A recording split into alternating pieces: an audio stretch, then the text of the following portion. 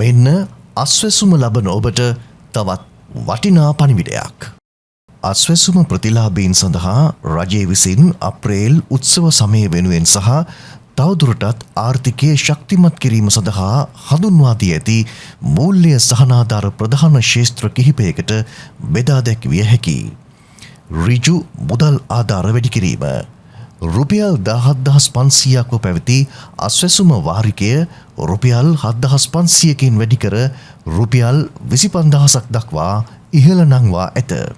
මීට පෙර රුපියල් 5,000ක් ලැබුණු කාණ්ඩේ ප්‍රතිලාභීන් සඳහා එම දීමනාව රුපියල් 10,000කින් වැඩි කර රුපියල් 15,000ක් දක්වා ඉහළ නැංවීමට රජය පියවරගෙන තිබේ. මෙම විශේෂ දීමනා වැඩි කිරීම අන්ත දිලිඳු පිරිසට මෙන්ම ආර්ථික වශයෙන් ස්ථාවර වෙමින් පවතින සංක්‍රාන්ති අවධියේ පසුවන්නන්ටද හිමිවේ. විදුලි බල සහනාධාරය. විදුලි ඒකක 60ට වඩා අඩුවෙන් පරිභෝජනය කරන අඩු ආදායම් ලාභී පවුල් සඳහා ඊළඟ විදුලි බිලේදී සුවිශේෂී සහනාධාරයක් ලබා දීමට කටයුතු කර ඇත.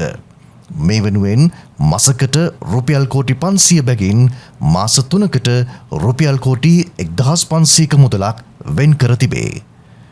ගොවි සහනාධාර. වී වගා කරන අස්වැසුමලාභී ගොවීන්ට මෙතෙක් ලබා දුන් රුපියල් 25,000ක සහනාධාරය රුපියල් 30,000ක් දක්වා වැඩි කර ඇත.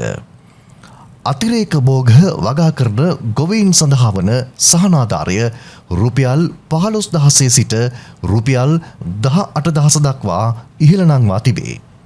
මීට අමතරව කුඩා තේවතු හිමියන් සඳහා රුපියල් 4,000ක දීමනාවට අමතරව තවත් රුපියල් 5,000ක විශේෂ දීමනාවක් එක්වරක් ලබා දීමට රජය තීරණය කර ඇත. ධීවර සහනාධාරය. අස්වැසුම ප්‍රතිලාභී ධීවරයන් සඳහා පොදු ඉන්ධන සහනයට අමතරව තවත් රුපියල් 50ක අඩුවීමක් ලබා දෙන අතර සාමාන්‍ය පරිභෝජනය මත පදනම්ව මසකට රුපියල් 31,250ක මුදලක් මාස 3ක් පුරා ඔවුන්ගේ බැංකු ගිණුම්වලට ඍජුවම බැර කෙරේ. එසේම බහුදින යාත්‍රා සඳහා එක්වරක් ලබා දෙන රුපියල් ලක්ෂයක ඉන්ධන දීමනාවක්ද ප්‍රකාශයට පත් කර ඇත.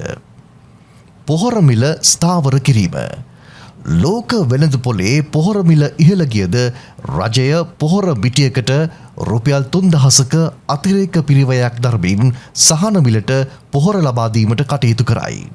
මෙම සියලු සහන වැඩසටහන් ක්‍රියාත්මක කිරීමේදී අස්වැසුම දත්ත පද්ධතිය ප්‍රධාන තේරීම් නිර්ණායකයේ ලෙස භාවිත කරන අතර මේ සඳහා වැයවන රුපියල් බිලියන 100ක පමණ මුදල පවතින අයවැය රාමුව තුළ කළමනාකරණය කර ගැනීමට රජය සැලසුම් කර ඇත.